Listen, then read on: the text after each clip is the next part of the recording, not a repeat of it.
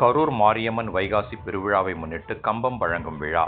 2 kilometre தூரம் கம்பத்தை ஊர்வலமாக தோளில் சுமந்து வந்தனர்.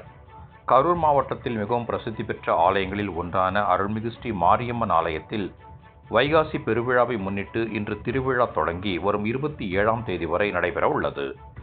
இதனையொட்டி 3 கொப்புக்கள் கொண்ட வேப்பமரம் பாரம்பரிய முறையில் வெட்டி எடுக்கப்பட்டு பாலம்மாள்புரம் பகுதிக்கு கொண்டு வரப்பட்டது.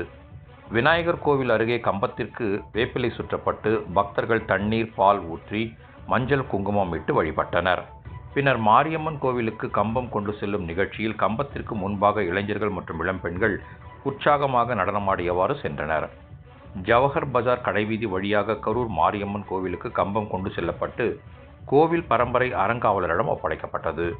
பின்னர் கம்பத்திற்கு தீபாராதனை காட்டப்பட்டது. இதனை அடுத்து பக்தர்கள் நீண்ட வரிசையில் காத்திருந்து கம்பத்தை தரிசனம் செய்தனர்.